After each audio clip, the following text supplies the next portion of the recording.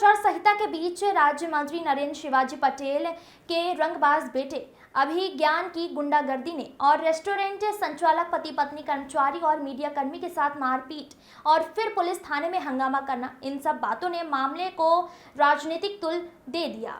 और सुबह होते ही विपक्ष से पीसीसी चीफ जीतू पटवारी, पूर्व मंत्री पीसीसी शर्मा, पूर्व विधायक कुणाल चौधरी समेत बड़ी संख्या में कांग्रेसी कार्यकर्ता पीड़ितों से मिलने पहुंचे और फिर थाने में भी पहुंच गए, जहां उन्होंने पीड़ितों को न्याय दिलाने की पुलिस से मांग की है, वरना थाने का घेराव करने की भी पुलिस अधिकारी को चेतावनी दी है। दरअसल आपको बता दें कि मीडिया कर्मी विवेक राय अपने कार्यालय से घर की तरफ रात के वक्त जा रहे थे, जहां त्रिलंगा तिराहे पर रेड सिग्नल पर उन्होंने अपनी बाइक को रोक दिया। पीछे से एक सफेद कलर की इनोवा कार ने टक्कर मार दी और जब मीडिया कर्मी विवेक राय ने गाड़ी चालक से कहा कि आपने आखिर गाड़ी क्यों मार दी, बस फिर क्या था, इतना कहना ही उस गाड़ी चालक को रास नहीं आया और मीडिया कर्मी की थोड़ी आगे चलकर पिटाई कर दी।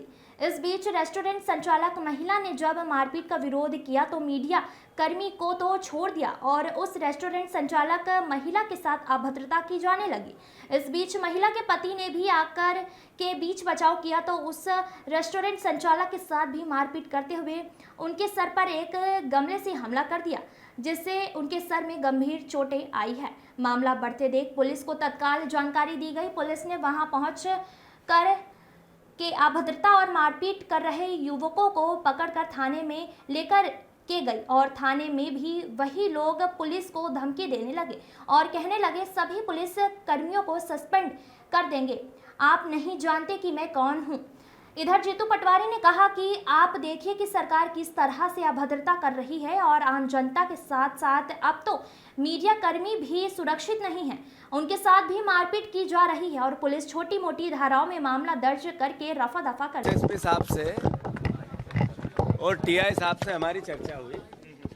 आज के समाचार पत्र और मीडिया में ज्वलंत मुद्दा है कि सरकार के एक मंत्री के परिवार के लोगों ने आतंक मचा दिया और बेटा फ्री घूम रहा है।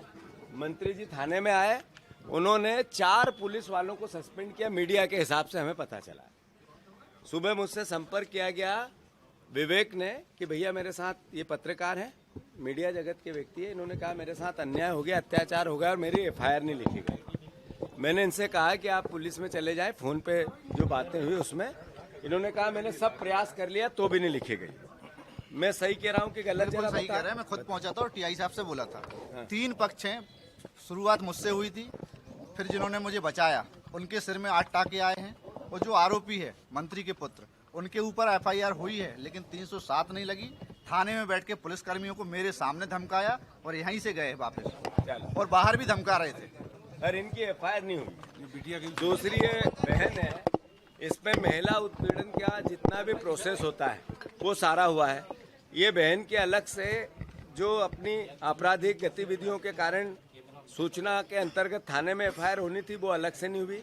इसका भी हमने एसएसपी से भी बोला। अब आप बताओ क्या हुआ, जरा आप बताओ। उन्होंने मुझ पे हमला करा, मुझे खींचतान भी करी। मैं बिल्कुल भगी हूँ, नहीं तो लिटरली पता नहीं क्या हो जाता। मैं कुछ इतने सारे वो लोग नशे में लड़के लड़कियां गाड़ी में थे कि मैं बस अपनी जान बचा के भगी हूँ। उन्होंने हस्बैंड को पूरा जानलेवा हमला करा है, ना इन्होंने 307 लगाई है, ना कुछ एक्शन लिया गया है उसके खिलाफ। और वो लोग आराम से सो रहे हैं और हम डरे हुए बैठे हैं।